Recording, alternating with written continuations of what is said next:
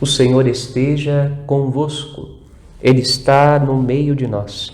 Proclamação do Evangelho de Jesus Cristo, segundo João.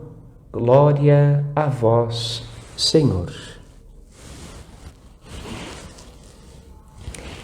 Naquele tempo disse Jesus aos seus discípulos: em verdade, eu vos digo, vós chorareis e vos lamentareis, mas o mundo se alegrará.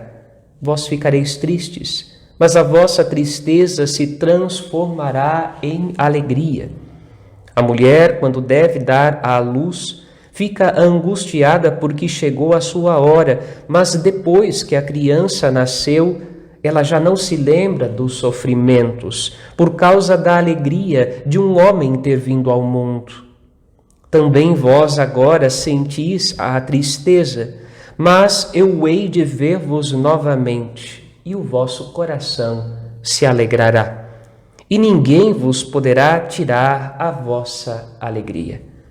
Naquele dia não me perguntareis mais nada. Palavra da salvação, glória a vós, Senhor.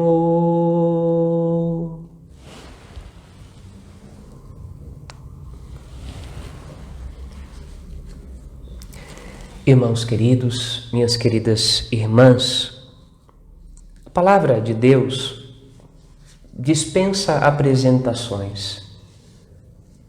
Ela é aquela semente bendita que, quando cai na terra boa, produz muito fruto. E como ensinou Jesus no Evangelho, ela é uma semente diferente porque a palavra possui uma força própria que ela carrega dentro dela. É a força do reino de Deus, é a força do reino de Cristo, é o poder do Espírito Santo. Por isso, a palavra dispensa apresentações, a palavra se impõe a si mesma. Como também o Espírito Santo, como sopra, como vento, onde quer, ouvimos dele o ruído, mas não sabemos nem de onde vem, nem para onde vai. Também o Deus Espírito Santo dispensa apresentações. Ele se impõe. Por isso nós somos convidados a não resistir à ação de Deus. São Paulo utiliza essa expressão nas suas cartas. Devemos ter o cuidado de não oferecer resistência a Deus que bate para entrar. A Deus que tenta entrar, mesmo que através do seu vento, pelas brechas das portas do nosso coração. Não oferecer resistência à ação de Deus. Não oferecer resistência à força da palavra. E a palavra carrega o sonho de Deus, carrega a vontade de Deus, o desígnio de Deus a respeito da nossa vida. Bonito ver na primeira leitura, neste momento da vida de Paulo, momento retratado pelo livro dos Atos dos Apóstolos, retratado por São Lucas, momento em que Deus dirige ao seu coração uma certeza: Paulo, ainda preciso de ti, não tenha medo dos teus inimigos, vai, fala, prega, cumpre tua missão, porque eu tenho um povo numeroso nesta cidade que me pertence. Há um desígnio para ser cumprido através da palavra que vai ecoar pelos teus lábios. Nós sabemos que chegará o tempo do martírio de Paulo. Em meados da década de 60, naquela perseguição empreendida por Nero contra os cristãos, tombam Pedro e Paulo em datas muito próximas. Pedro na colina chamada do Vaticano, Paulo fora dos muros de Roma. Pedro crucificado de cabeça para baixo, porque não se achava digno de morrer como seu Senhor e Mestre, Paulo decapitado. Chegará o momento do martírio dos apóstolos, chegará o momento de Paulo testemunhar com a sua própria vida sua fidelidade a Cristo. Este é o momento agora da palavra ser comunicada pelos seus lábios, dele ser mediador, instrumento e testemunha. E ninguém pode resistir à força desta palavra. É curioso porque nós percebemos que ele vai ser levado em julgamento, como Jesus foi levado em julgamento, mas não é a hora da sua condenação. Não é a hora dele ser imolado em sacrifício, expressão que ele mesmo usa para falar do fim da sua vida e do fim da sua história, glorificando a Deus.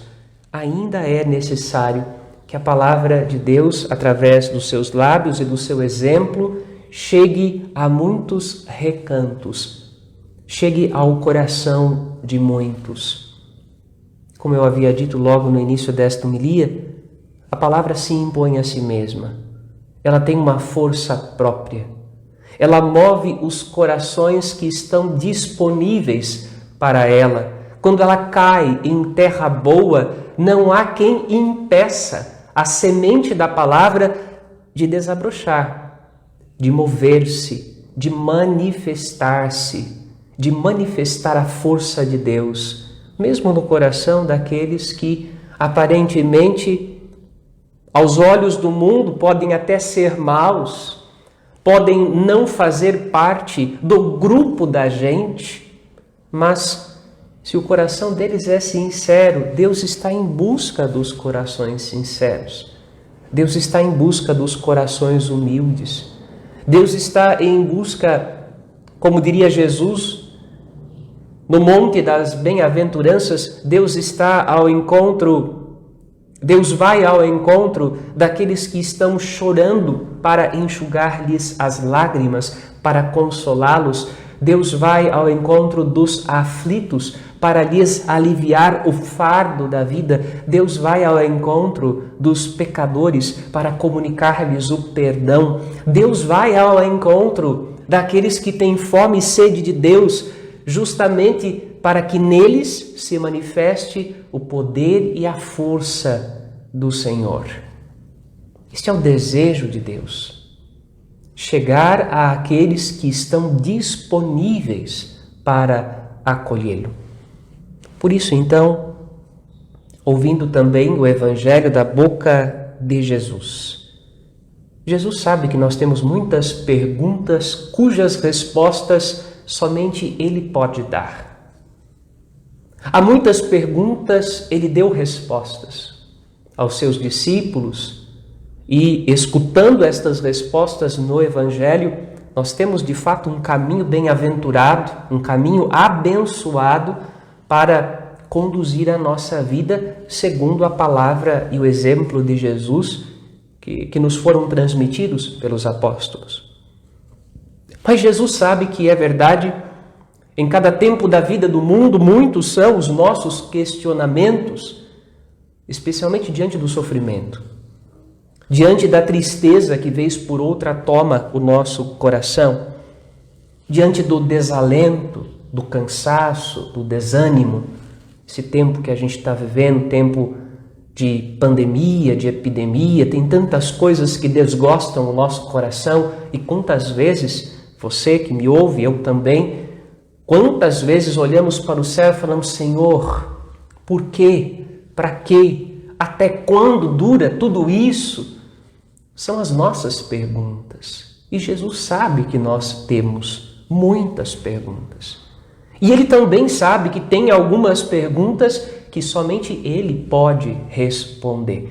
Os cientistas podem dizer para nós de onde veio o vírus, podem encontrar vacina, podem encontrar medicamentos, mas existe uma pergunta mais fundamental que nós só vamos poder ter resposta para ela quando estivermos diante de Jesus, que é a pergunta: Senhor, qual o teu desígnio? por que permitiste isto? Por que enfrentamos esta dificuldade na nossa vida hoje, neste momento da história do mundo? Por que não antes? Por que não depois? Por que nós? Esta pergunta. Poderemos ter esta resposta quando estivermos diante de Jesus.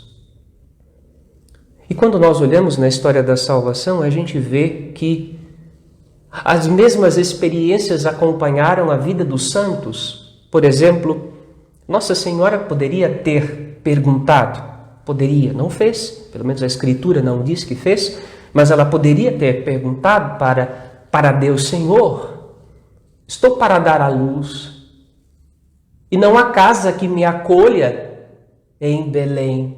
É aqui que deve ser, é a cidade de Davi, é o teu filho que carrego, mas não há lugar. Onde vamos colocá-lo?